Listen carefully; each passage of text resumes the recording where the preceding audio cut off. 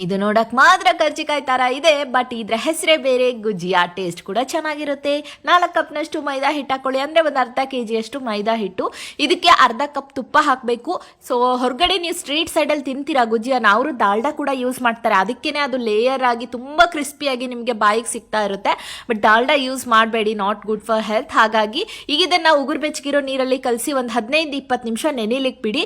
ತುಪ್ಪ ಹಾಕೊಂಡು dry fruits ಅನ್ನ ಕರ್ದ್ಬಿಟ್ಟು ತೆಗಿರಿ. ಅರ್ಧ ಕಪ್ ಒಣ ಕೊಬ್ಬರಿ ತುರಿ ಕೂಡ ಫ್ರೈ ಮಾಡಿ ತೆಗಿರಿ.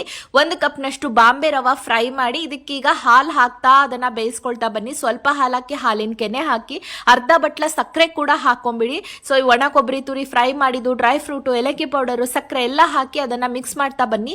ತೀರಾ ಮೆತ್ತಗೆ ಉಪ್ಪಿಟ್ಟು ತರ ಮಾಡ್ಕೋಬೇಡಿ, ಸ್ವಲ್ಪ ಪುಡಿ ಪುಡಿಯಾಗಿ ಇರಲಿ. ರವಾ ಬೆಂದಿರಬೇಕು, ಬಟ್ ಮೆತ್ತಗೂ ಕೂಡ ಆಗಬಾರ್ದು. ಈಗ ಎಲೆಗಳನ್ನ ಉತ್ಕೊಂಡ್ಬಿಟ್ಟು ಸ್ಟಫಿಂಗ್ ಅನ್ನ ಫಿಲ್ ಅಪ್ ಮಾಡ್ಬಿಟ್ಟು ಕಾದಿರುವ ಎಣ್ಣೆಯಲ್ಲಿ ಮೀಡಿಯಂ ಫ್ಲೇಮ್, ಲೋ ಫ್ಲೇಮ್ ಅಲ್ಲಿ ಕರಿಬೇಕು. So gujiya ready.